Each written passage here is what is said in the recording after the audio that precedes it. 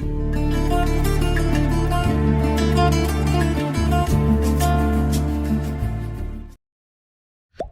meu encargo nessa manhã é continuar um pouco, eu não sei se é continuar, mas tocar nesse assunto que o Elcio falou conosco na semana passada. Eu vou bater em cima do mesmo versículo, então que o Senhor possa falar mais um pouco conosco nessa manhã a respeito desse assunto, e o título que eu coloquei tá aí nas minhas costas, né? A cruz de Cristo e a nossa cruz.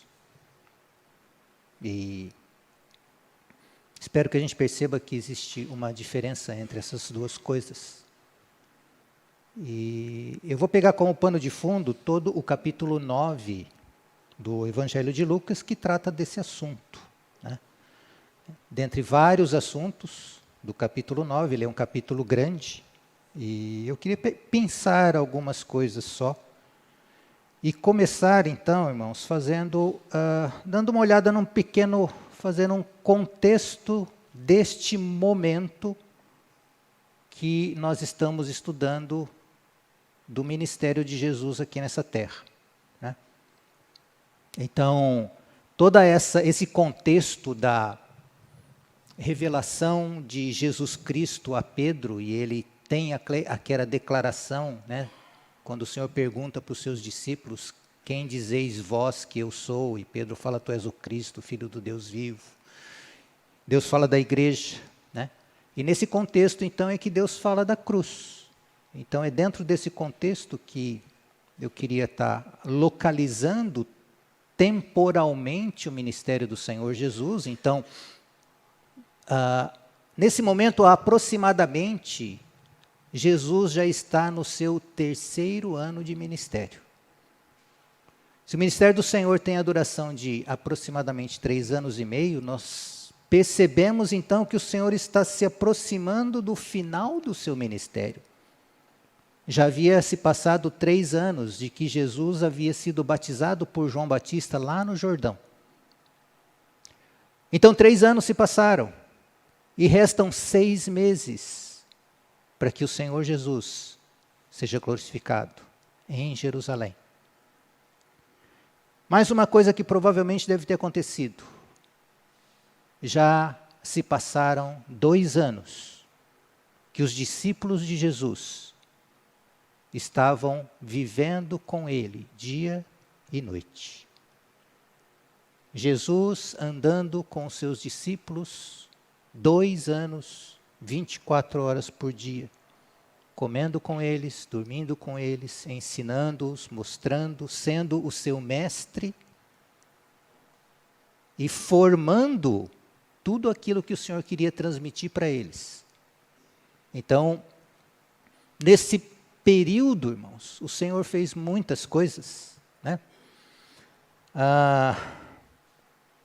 Muitos foram curados pelo Senhor até esse momento. Nós vimos muitas curas, né? Muitos demônios foram expulsos. Quantas pessoas o Senhor libertou da escravidão dos demônios, né? Algumas das possessões eram ligadas ou causavam doenças, então ao expulsar demônios as doenças eram curadas. E muito provavelmente, ou com certeza, a nação de Israel nunca havia visto algo parecido com isso. No mínimo, então, irmãos, por 3 anos, essas coisas estavam acontecendo, principalmente na região da Galileia. Então, esse era o tempo que o Senhor estava já passando e experimentando junto com os seus discípulos. E, irmãos, não vamos nem pensar lá naquela época, mas vamos pensar hoje. Se Jesus estivesse aqui em Londrina, fazendo o que ele fez nesses 2 anos, o que teria acontecido com essa cidade, com relação a Jesus? Eu acho que não haveria ninguém nessa cidade que não tivesse ouvido falar de Jesus, que não gostaria de conhecê-lo e se aproximar dele. Então, assim, Por todas essas coisas que Jesus fez e manifestou, ele se tornou cada vez mais conhecido. As multidões, então, a gente vê que, pelos relatos dos evangelhos, cada vez mais as multidões acompanhavam a Jesus. E onde ele aparecia, todo mundo se acercava dele. Por quê? Quem é esse? De onde saiu tal pessoa? Então Jesus começa a mostrar um pouco daquilo que ele é. Um homem, sim, mas filho de Deus. E foi isso que Pedro, então, recebeu a revelação do Pai. E quando Jesus pergunta para ele, quem dizeis vós que eu sou? Porque o povo diz que eu sou Elias ou um profeta, mas vocês. E Pedro fala então, tu és o Cristo, o Filho do Deus vivo. Né? Jesus, além de fazer curas e de expulsar demônios, ele dominava sobre as forças da natureza. Ele acalmou tempestades, ele sossegou o mar, ele andou por sobre as águas, ele multiplicou pães, peixes, e mais do que isso, ele ensinava, como nenhum outro ensinava nessa terra. Os seus ensinamentos eram novos de uma certa forma. As suas palavras tinham autoridade, traziam luz, traziam libertação. Então ele não ensinava como os fariseus, ele não ensinava como os mestres da lei, ele ensinava como aquele que era a própria palavra. Então Jesus viveu assim durante esses 3 anos,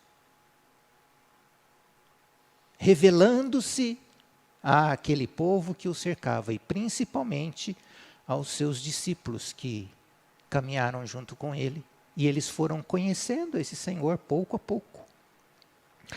E a popularidade então do Senhor Jesus, de alguém que era um desconhecido de Nazaré, da região de Galileia, ele foi crescendo, crescendo, crescendo, crescendo, e a popularidade do Senhor então subiu. E o Senhor começou a falar, não fiquem falando dessas coisas, porque daqui a pouco esse povo vai querer me pegar, me levar para Jerusalém e me fazer rei. Então o Senhor recomendou várias vezes aos seus discípulos, não digam. Ele se ausentava, às vezes ele fugia da multidão. Então por quê? Porque Jesus sabia aquilo pelo qual ele veio para essa terra. Algumas vezes ele fazia alguns discursos que, quando ele começa a falar que ele era o pão vivo que desceu do céu e que a carne dele era a verdadeira comida e o sangue dele seria a verdadeira bebida, muitos se escandalizaram e começaram a deixar o Senhor. Mas, vamos pensar um pouquinho nos discípulos. Irmãos, de novo, se Jesus estivesse em Londrina e nós fôssemos os seguidores do Senhor, como será que estaríamos sentindo em falar, eu sou discípulo dele? Você já ouviu falar de Jesus? Vocês não conhecem o meu mestre? Não há doença que ele não cure. Ele tem poder sobre os demônios. Ele fala e os demônios saem. Às vezes ele não precisa falar nada, somente a presença dele já é capaz. Ele fala, ele manda até nos peixes.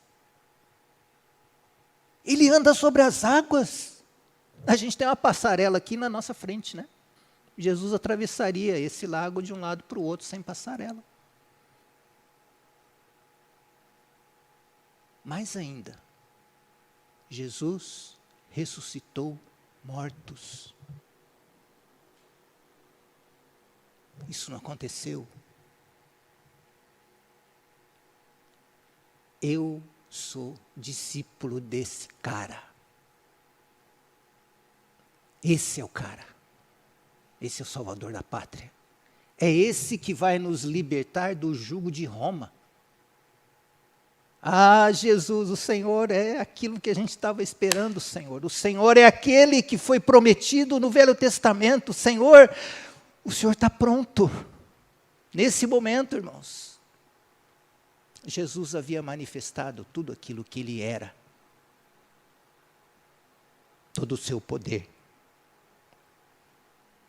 Toda a sua majestade. Só que, a partir desse momento, há uma mudança no ministério de Jesus. Porque o Calvário estava próximo. E Jesus, então, naquele momento que a gente conhece, que a gente já viu recentemente, né? Quando Pedro faz aquela confissão, Jesus, então, começa a falar o quê? Então, vamos lá para Lucas capítulo 9. Verso...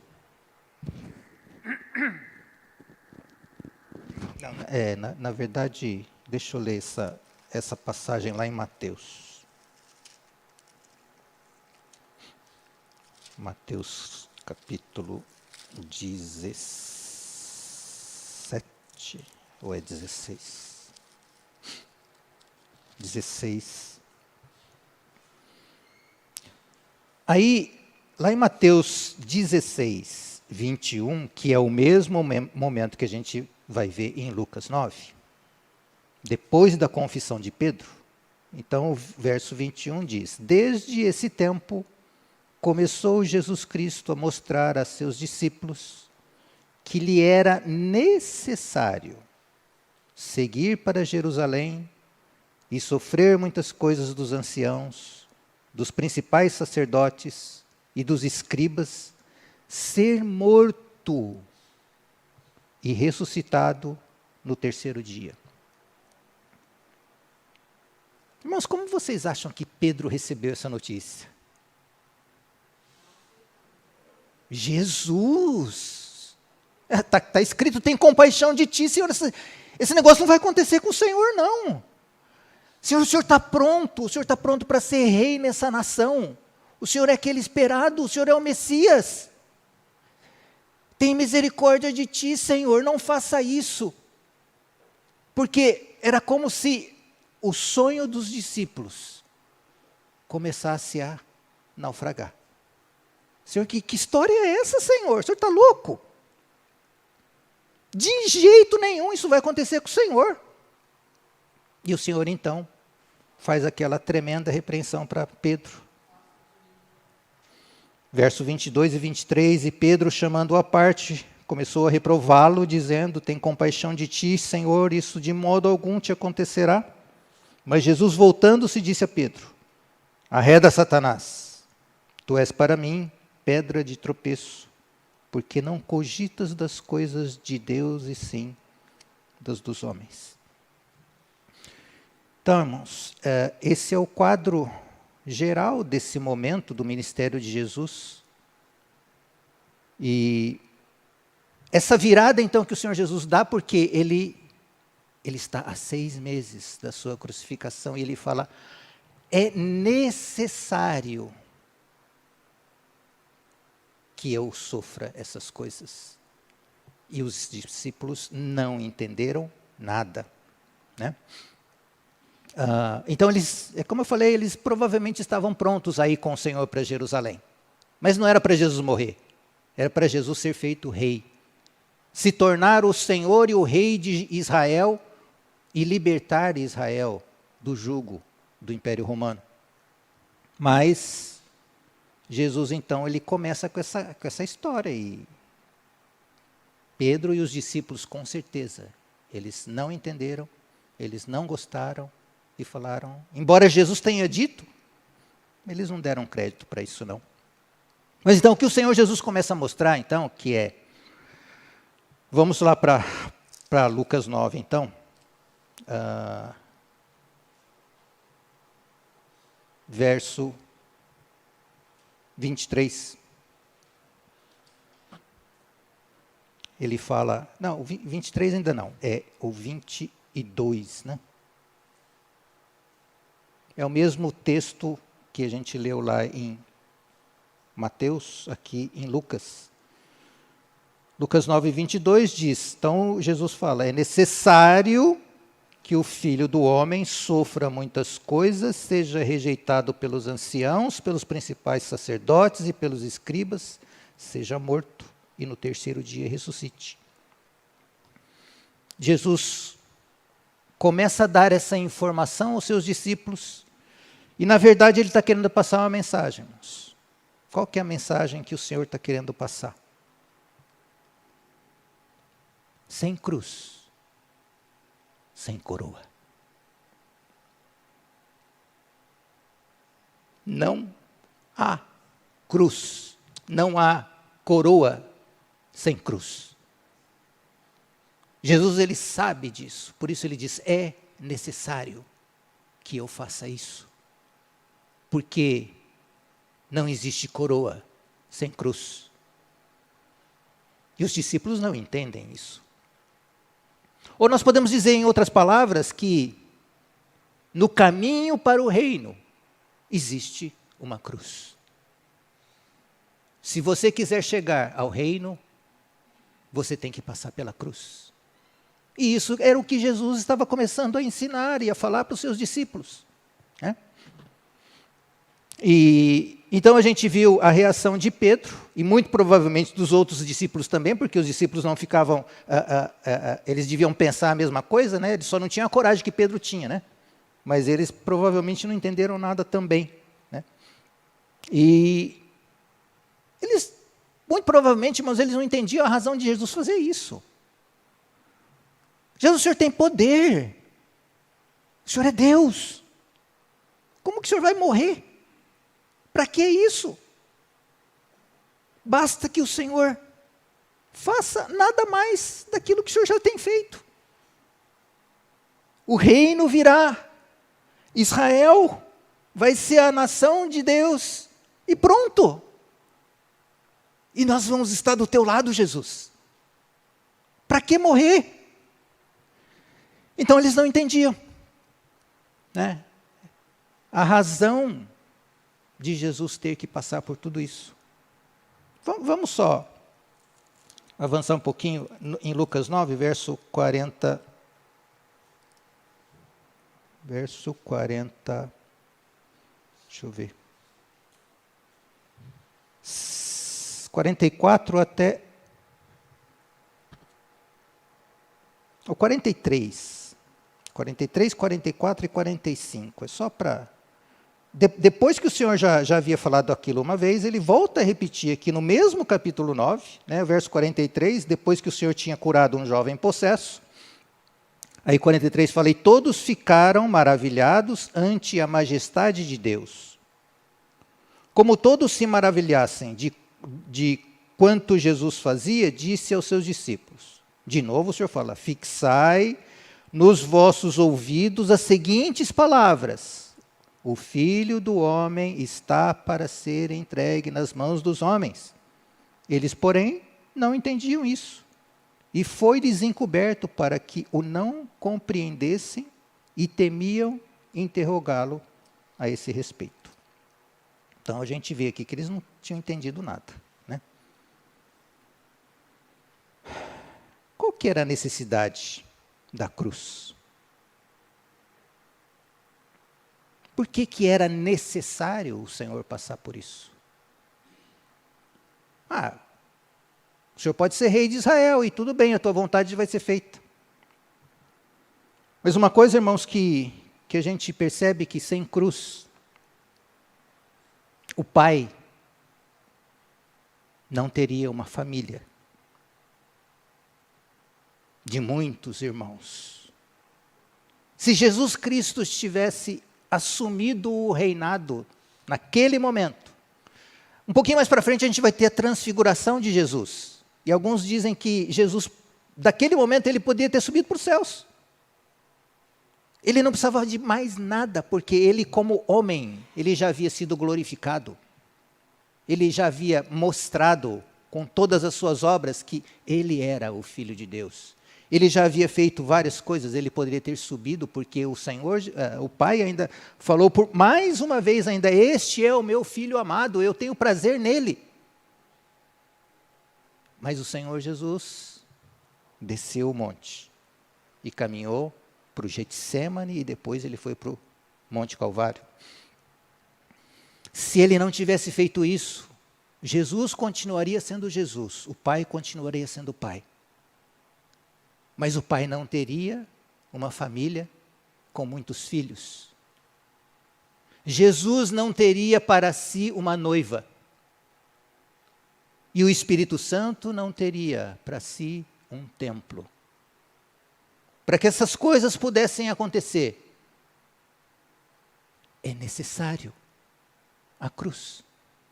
Então Jesus começa a dizer isso para os seus discípulos. Eu serei morto. Existe uma cruz no meu caminho e eu vou em direção a ela.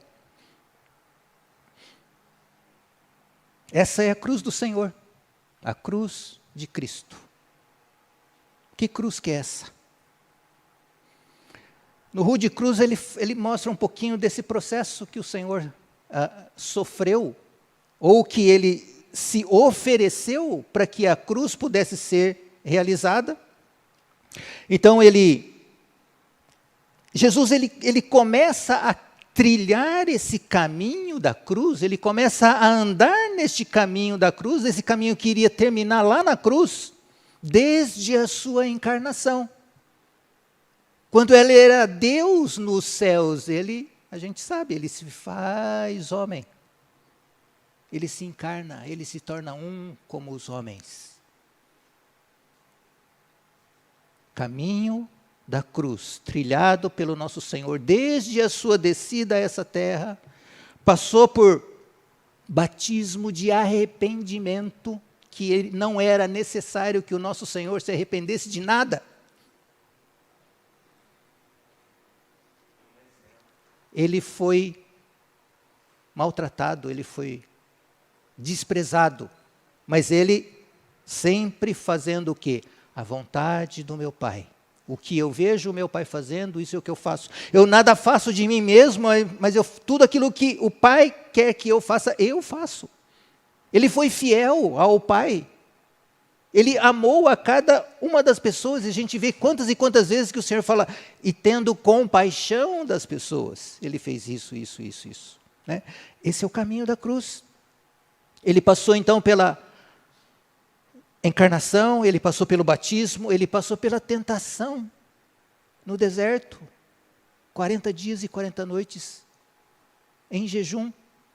Foi tentado pelo diabo, ele venceu o diabo. E ele ainda passaria pela transfiguração, pelo Getsêmani, pela crucificação, morte e ressurreição. 8 grandes estágios na vida do ministério do Senhor. Este é o caminho da cruz trilhado pelo nosso Senhor, né? Então, o Cristo, Messias de Deus, ele tinha ainda a obra da redenção à sua frente, a qual culminaria na cruz. Ele passaria pela morte, pela ascensão e pela entronização. De novo, sem cruz, sem coroa. O diabo quis vender para o Senhor Jesus uma coroa sem cruz.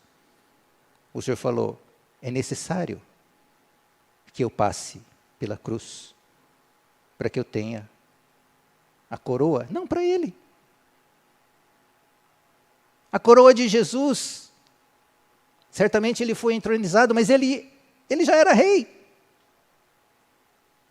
A cruz de Jesus foi para que nós pudéssemos ter acesso a isso.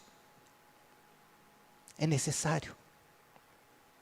Essa foi a cruz de Cristo, em favor de cada um de nós, segundo a vontade do Pai.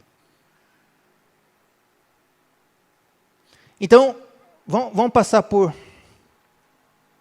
4 aspectos desta cruz, porque é importante nós compreendermos a cruz de Cristo. Eu não vou...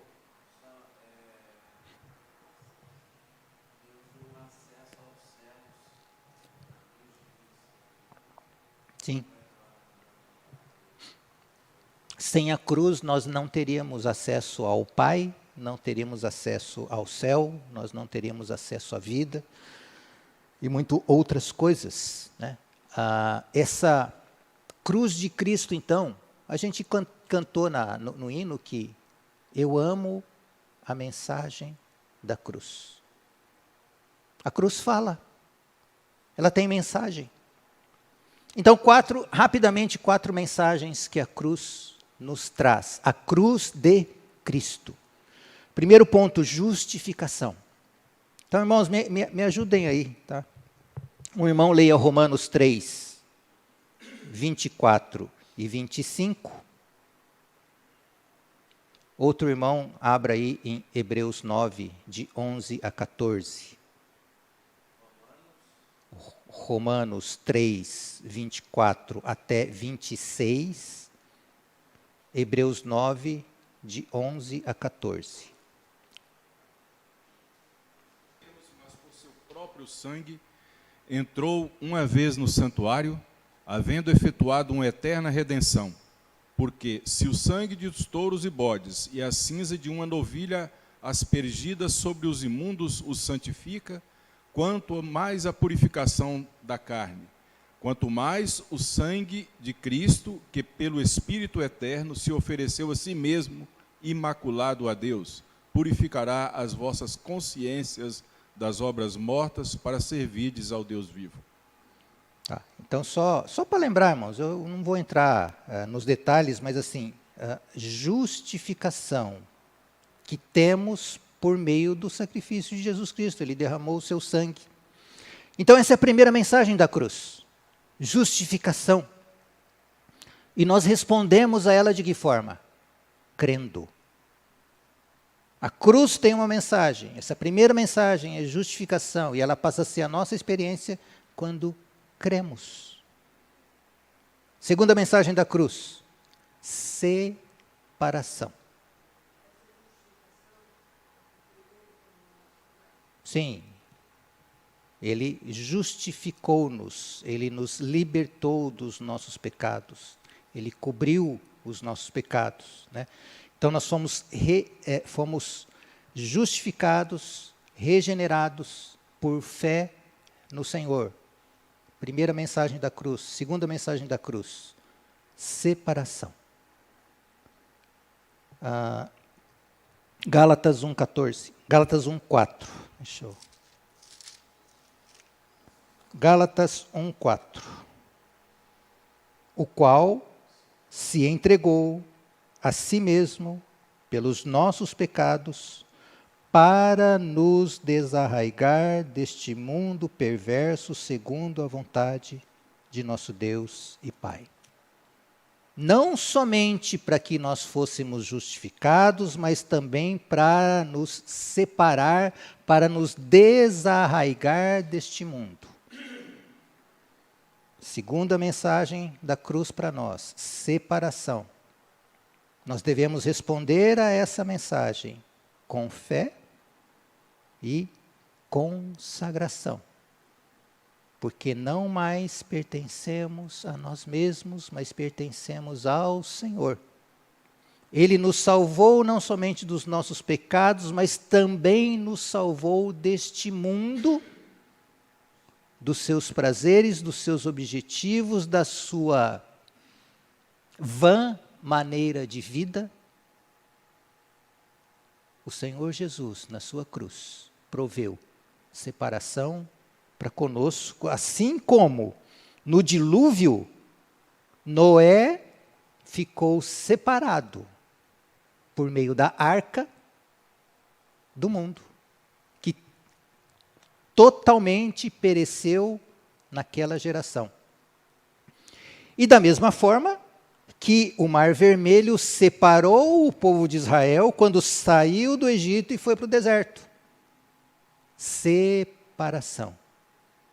povo de Israel não deveria ter nada a ver com o Egito. Né? Só a gente viu que o povo saiu do Egito, e infelizmente o Egito não tinha saído de dentro deles. Então, eles carregaram o Egito dentro do coração deles. Né? Mas a cruz de Cristo, irmãos, ela traz para nós separação. Terceira mensagem da cruz, libertação. João, capítulo 8, verso 11. Libertação.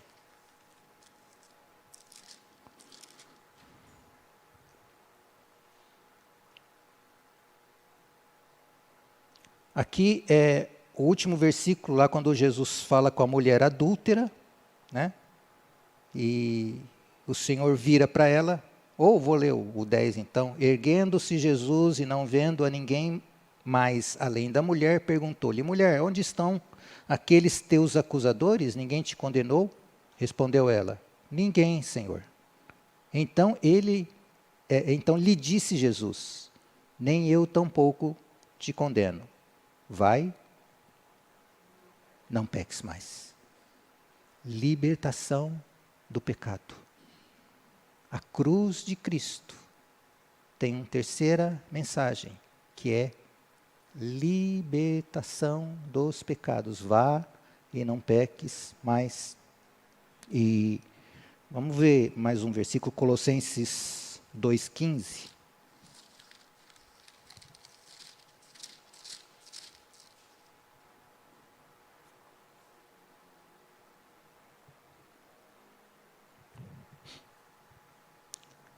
E despojando os principados e as potestades, publicamente os expôs ao desprezo, triunfando deles na cruz. Triunfando deles na cruz. E a última, e não, a gente poderia ter enumerado muitas outras, mas a quarta mensagem da cruz, vitória sobre o mundo espiritual. Só com relação à libertação, nós também devemos responder a ela com fé e morte para o nosso ego. Porque muitas vezes, quando nós buscamos a vitória sobre o pecado e nos baseamos em nós mesmos, mesmo no nosso bom ego, nós só experimentamos derrota.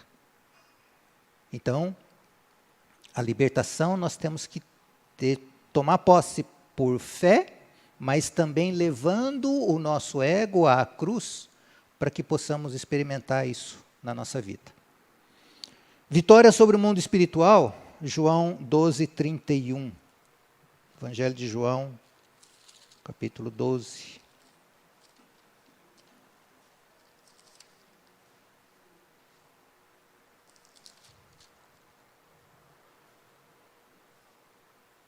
Chegou o momento de ser julgado este mundo e agora o seu príncipe será expulso. Então Jesus está se aproximando deste momento e chegou o momento de ser julgado e esse inimigo já foi julgado. Né?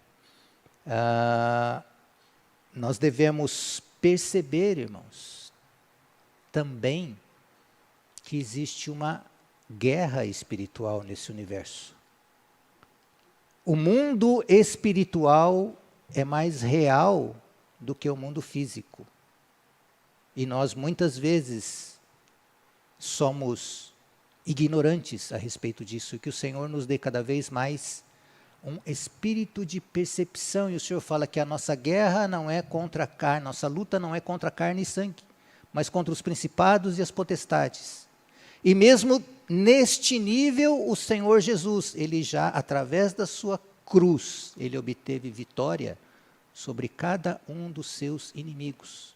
E nós devemos aprender cada vez mais a discernir que a nossa luta não é contra carne e sangue, nem contra situações, mas a nossa luta é contra os principados e as potestades.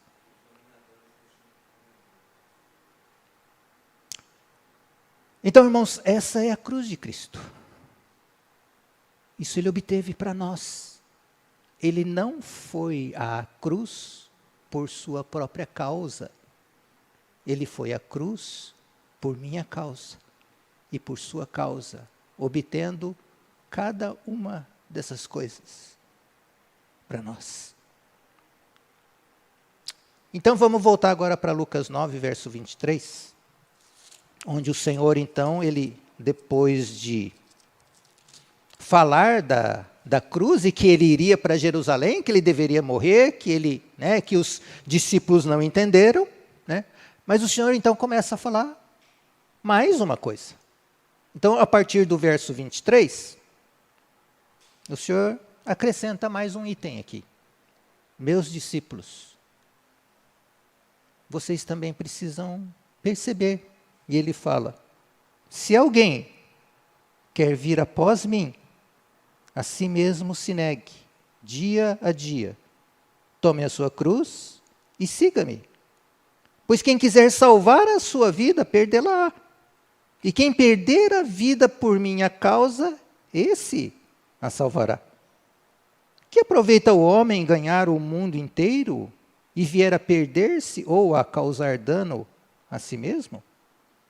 Porque qualquer que de mim e das minhas palavras se envergonhar, dele se envergonhará o Filho do Homem quando vier na sua glória e na do Pai e dos santos anjos. Mais uma vez, irmãos, não há coroa sem cruz. Isso valia e valeu para o Senhor Jesus e vale para nós. Vale para nós. Se alguém quiser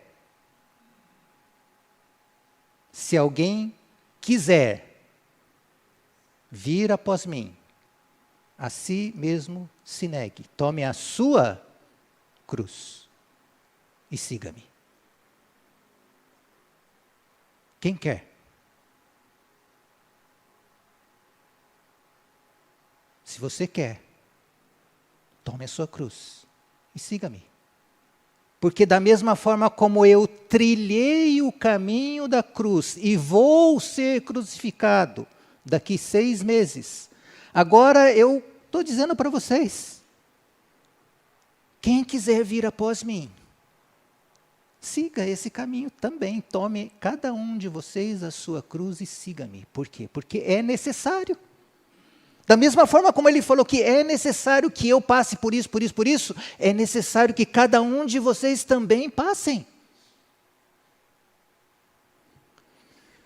Tem algumas diferenças que eu acho que são importantes. Então, Jesus ele percorreu o caminho da cruz, descendo do trono, se encarnando, caminhando nessa terra, passando por tudo aquilo que ele passou, e terminou, vamos dizer assim, esta parte da sua obra na cruz.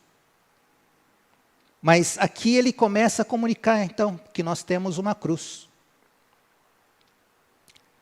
A cruz começa, a nossa cruz começa com a cruz de Cristo. Nós não temos condições de carregar a nossa cruz se não for baseados na cruz de Cristo. Se nós queremos seguir o Senhor dia a dia, Ele já nos ensinou o caminho. É como uma trilha no meio da floresta que Jesus já passou e Ele já abriu a picada. Ele já percorreu esse caminho. Ele viveu 3 anos nessa terra, 3 anos e meio, fazendo isso. Ele ensinou os seus discípulos por 2 anos, 2 anos e meio, como é este caminho da cruz. Eu já andei nele. Eu sei cada uma das coisas que existe nessa trilha. Eu já passei, eu já abri o caminho. Agora vocês querem vir após mim? Sigam-me. A nossa cruz, o nosso caminhar começa com a cruz de Cristo. nós não temos nenhuma condição de andar neste caminho se não experimentarmos justificação da cruz de Cristo, separação do mundo da cruz de Cristo, libertação da cruz de Cristo e vitória sobre o mundo espiritual. Todos eles são decorrentes daquilo que a cruz de Cristo conquistou para cada um de nós. Então, a nossa cruz começa com a cruz de Cristo. E daí nós percorremos o nosso caminho da cruz. E é aquilo, irmãos, que a gente sabe também, né? Pequena é a porta e apertado o caminho que conduz para a vida. Nós entramos por uma porta estreita e caminhamos por um caminho apertado. Ou uma porta apertada ou um caminho estreito. Não fomos chamados, irmãos, para vivermos uma vida de caminho espaçoso, largo e fácil. Nós não somos melhores do que o Senhor. Claro que não somos. Ele passou por isso, para que nós também pudéssemos passar. Então, vamos destacar. Agora falando da nossa cruz. O Elcio falou um pouquinho disso, né, na semana passada, falando aqui, ó. Fiquei pensando aí vocês que a tua cruz é o teu marido. Ou que a tua cruz é a tua esposa. Né? Então, 2 pontos importantes que eu acho que são, é bom nós lembrarmos que nada que não seja a vontade de Deus em nossa vida pode ser chamado de cruz. Cruz é totalmente ligado com a vontade de Deus. Se você sai da vontade de Deus e alguma coisa acontece com você, isso não é a tua cruz, não é a cruz que você tem que pegar e caminhar e carregar. A cruz, ela está totalmente ligada à vontade de Deus na sua vida e na minha vida. Então, precisamos aprender aquilo que é a vontade de Deus. Primeiro ponto, então. Cruz, vontade de Deus, são totalmente a mesma coisa. E eu penso também, irmãos, que normalmente, aí eu vou dizer normalmente, né? A nossa cruz, ela não é imposta a nós. E com isso eu quero dizer que, normalmente, eu posso escolher ou não tomar a cruz. Você faz uma opção por ela. Você voluntariamente a escolhe. Um exemplo bobo. Você quer fazer a sua vontade ou a vontade de Deus? Quando eu escolho fazer a minha vontade, eu estou deixando a cruz. Quando eu escolho a vontade de Deus, eu estou escolhendo a cruz. Então, eu posso fugir da cruz. Alguma coisa que acontece com você e você não tem condição de fugir, normalmente isso não é cruz. Eu não vou ser absoluto nisso, mas só 2 parâmetros para a gente poder nos localizar. Tá? Então, irmãos, para conosco, para tomarmos a nossa cruz e seguirmos ao Senhor, nós precisamos aprender a seguir os passos do Cordeiro. Seguir os passos do Cordeiro. Não é do leão, não, é do Cordeiro. Conhecendo e obedecendo à vontade do Pai, tendo compaixão pelas pessoas, amando e perdoando como o Cordeiro amou e perdoou.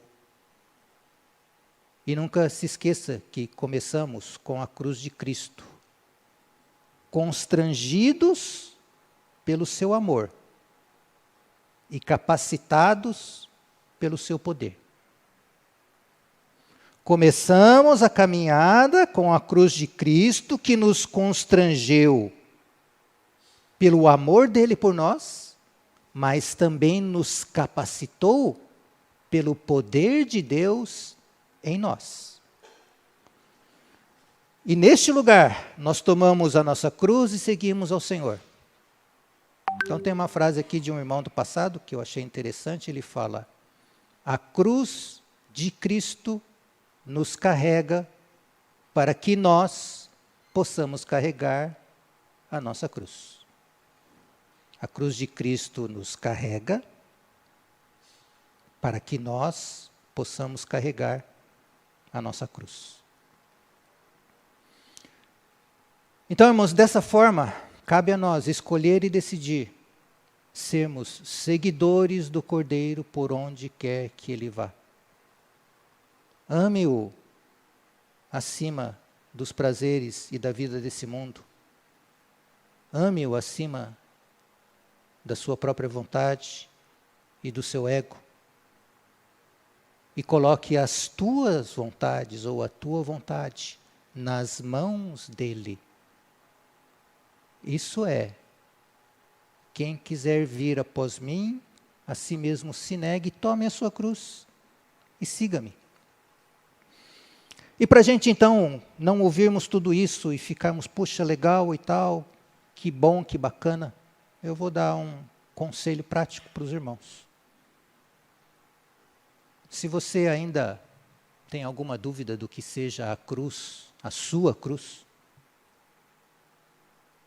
leia o Sermão do Monte, em espírito de oração, e peça ao Senhor que Ele mostre para você um ponto no qual você necessita colocar a sua vida de forma que ela seja igual à de Jesus. O que no seu caráter precisa de transformação para que este ponto seja igual ao Cordeiro? Tome então esse propósito de buscar semelhança com Cristo durante esse ano. Eu lembro que a Roseli, esse tempo atrás, acho que foi no ano passado, né? Ela falou de propósito, né? Não sei se foi exatamente essa palavra, né? Resolvi, né? Mais forte, resolução. Tome essa resolução diante do Senhor, de pegar esse um ponto. Senhor, faça isso na minha vida, que eu aprenda a tomar a minha cruz, baseado na tua cruz, para que isso se torne realidade na minha vida neste ano, até que isso seja fato na sua vida. Comece com pouca coisa. E é assim que nós caminhamos. É assim que nós vamos poder seguir o Senhor por onde quer que Ele vá. Não há coroa sem cruz. Sem a cruz de Cristo e sem a nossa cruz. E só para que os irmãos então sintam-se encorajados, eu queria só, eu não vou ler não, mas depois os irmãos peguem capítulo 9 de Lucas, a partir do verso 46 até o 62, tem 1, 2, 3, 4 situações que os discípulos, depois de tudo isso que o Senhor Jesus fala, o primeiro ocorrido, eles começam a discutir quem que vai ser o maior no reino dos céus. Né? Versículo 46 até o 48, eles ficaram lá querendo saber quem que era o maior. Jesus, quando o Senhor for rei, eu quero saber quem vai ser o primeiro-ministro, quem vai ser o ministro da economia, quem de nós vai ser? Era isso que eles estavam conversando, irmãos. Primeira coisa, depois do versículo 49 e 50, né, João falou para o Senhor: Mestre, vimos certo homem que em teu nome expelia demônios, e nós proibimos ele, porque ele não estava conosco. Segregação, né? Se não é do nosso timinho, então, Senhor, nós proibimos ele. Mas Jesus lhe disse: não proibais, porque quem não é contra nós, outros, é por nós.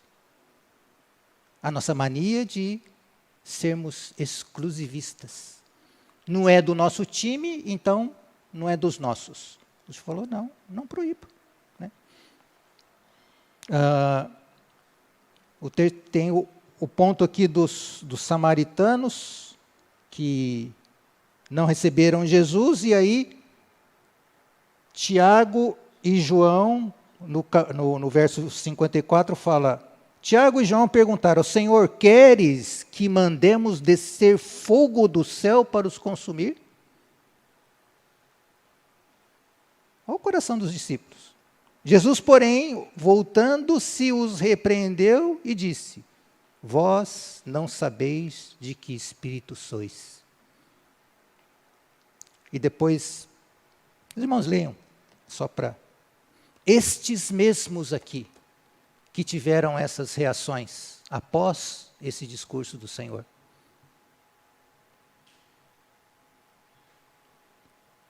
Três deles subiram no Monte da Transfiguração e viram o Senhor Jesus sendo transfigurado diante deles.